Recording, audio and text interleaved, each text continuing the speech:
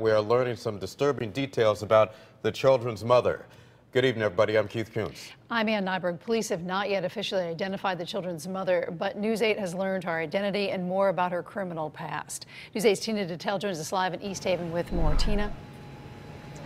And that criminal past is documented in these court papers, as you said. Now, we can tell you that in 2002, in 2003, and also in 2006, she was charged with risk of injury to a minor, and she was convicted of it in 2006. Now, these court papers talk about a happy stick, which was used to beat her daughter at the time daily. Now, that happy stick was no happy stick. We're told that it was a stick with a sponge on the end. On one side, the victim tells police that the mother drew a happy face. On the other side of the sponge, she drew a sad face. Now, the injuries to the daughter after being beaten by that stick were injuries to her hands, her arms, her legs, her feet, and her buttocks. It also talks about the victim having two brothers and how they were also beaten with the stick. One of the males, one of the boys, having the same bruises on the back, the small of his back, I should say. So certainly disturbing details here. You also have to realize this was 2006. These are different children than the two children who were found dead in this house. Now, we did speak to their father, who was very upset about what has happened. And I always promise to do right by them, is that Daddy wants to make you smile at least one more time before you go home. Tears from a father who says his children always had smiles on their faces when they were with him.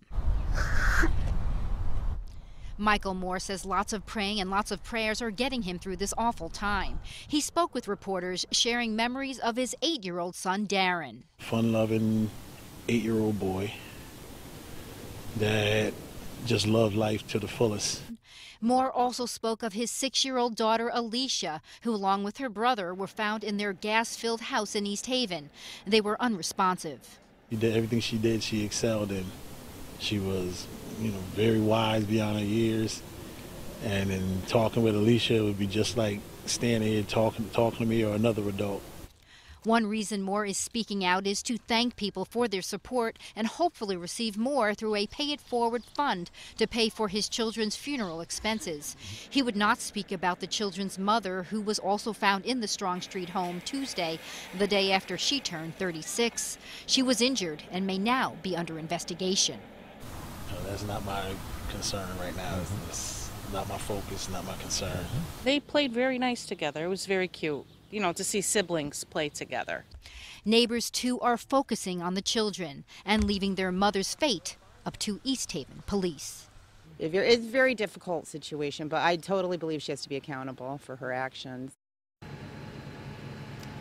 Now, again, we are waiting to hear from East Haven to police whether or not any charges will be filed against this mother. Again, she has a very long criminal past for risk of injury to a minor. So certainly when we hear from police and the name is released officially, we will bring that to you as well. We do want to mention that the neighbors here who have come out in support of this family have done things like mow the lawn, and they will be holding a vigil tomorrow night in memory of those children. That'll be at 8:15. We're live in East Haven. Tina Detel, News 8.